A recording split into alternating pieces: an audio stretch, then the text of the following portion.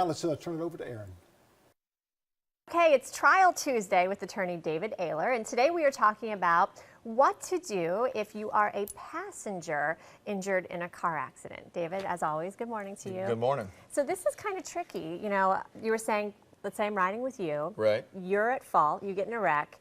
What do I do? It's a little uncomfortable. It very much is. Yeah. You know, obviously, a lot of car accidents we're familiar with. If you're a passenger in your car or the driver, and the other person is at fault, the other driver, then it's an easy process. Most people usually understand that they can file a claim against the insurance company of that driver. Correct. However, if you're the passenger in per se my car and we're friends, and I get in a car wreck that's my fault, a lot of times people don't know what to do. Yeah. They don't want to injure a relationship, but at the same time, they have some physical issues that have come up from the accident Bills, that need to be taken care of. So the first thing that's important to understand is that if you file a claim against the driver of the vehicle, the driver of the vehicle of which the car you're the passenger in, you're not suing them per se. You know, a lot of times I have people come into my office and say things like, well, I don't want to, go to lawsuit against, so my good friend, my girlfriend, my boyfriend. Filing a claim versus a lawsuit. It's not that severe. Exactly. What we're talking about is filing a claim against their insurance. As the driver of the car, legally, of course, they have to have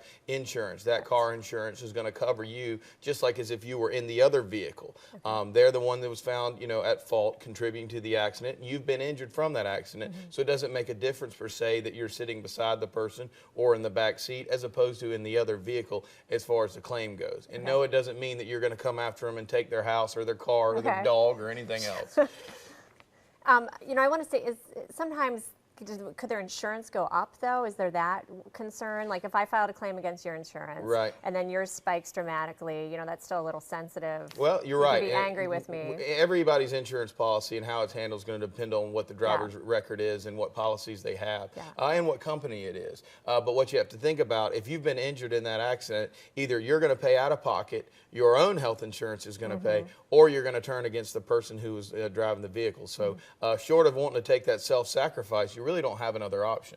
Would you say this is something that happens frequently and people don't proceed with it? Yes. And they just kind of absorb the cost, if you will? I really think it does. I think a lot of times people don't go get further treatment, whether it be physical therapy or chiropractic work, simply because they feel like, well, I don't want to make it awkward between us. Maybe we're co-workers, we're in a relationship, whatever it may be. But what you have to understand is if that injury continues to nag and goes on, and then later you try to go back, it may be too late.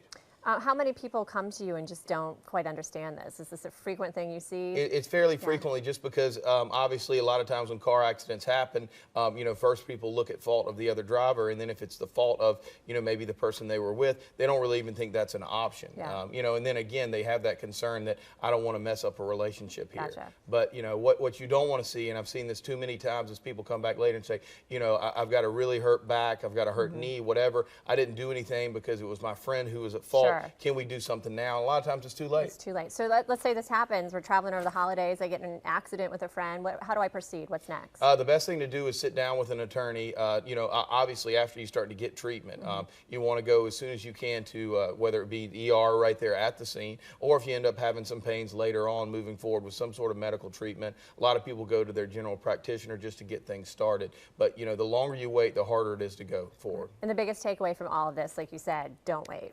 Even though it's uncomfortable, go ahead and take action. Exactly. All right, thank you. Always a pleasure for being with us here. And stay with us. Much more to come right here on Low Country Live after the break. Trial Tuesday, brought to you by attorney David Ayler.